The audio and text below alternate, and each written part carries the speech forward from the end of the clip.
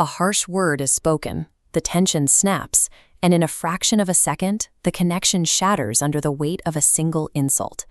This broken reality, the pieces we are left holding, is what we call our having. It is the tangible end result, the final state of our relationships and life circumstances at any given moment.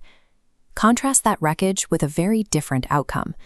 Two people face the exact same conflict and hear the exact same harsh words, but instead of fracturing, their relationship absorbs the impact and emerges stronger. The ultimate quality of our lives is defined by these contrasting results, what we end up having in the aftermath of these high-pressure collisions. When the glass shatters, our immediate instinct is to point at the hammer. We blame the insult, the partner, or the unfair circumstance that pushed us over the edge.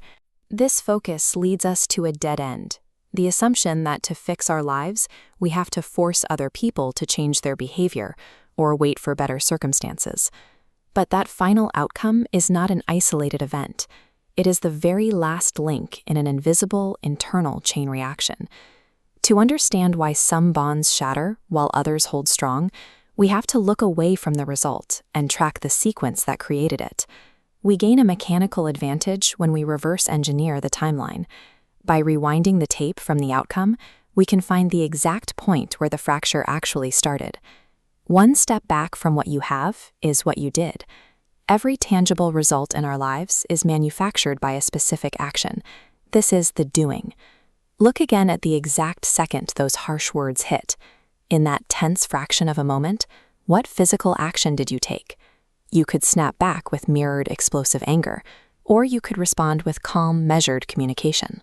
Most self-help advice stops here, prescribing a change in behavior.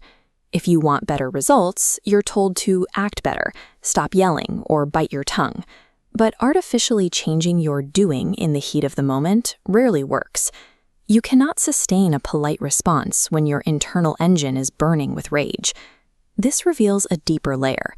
Why does one person automatically lash out, while another effortlessly stays calm under the exact same verbal attack?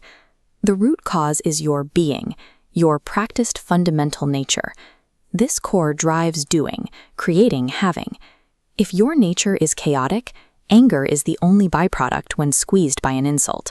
But practicing a calm nature changes your automatic output, keeping your reactions steady under pressure. This calm being naturally produces high-value communication. Instead of reacting to the insult, they state their feelings clearly. When you spoke to me that way, I felt this. Can we try again? When you focus on the core, you don't have to force polite actions. High-value responses become the effortless byproduct of a stable internal state. Now that we've traced the sequence backward, we can see the full forward-moving architecture of how we actually live. The flowchart is direct. Your practiced core drives your automatic actions, and those actions dictate your life results. This system eventually reaches a fourth stage, giving. When our internal nature and our results are fully aligned, we move past the need to defend our territory or fix our wreckage. This state of balance creates a natural overflow of generosity toward others.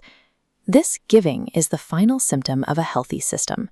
It happens automatically because the person at the center of the chain is no longer in conflict with their own results. The mistake is trying to perform the doing, just to manipulate the having.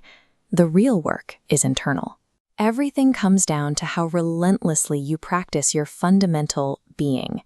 Your external life acts as a mirror. When you perfect the internal practice, the relationships and results you want follow on their own.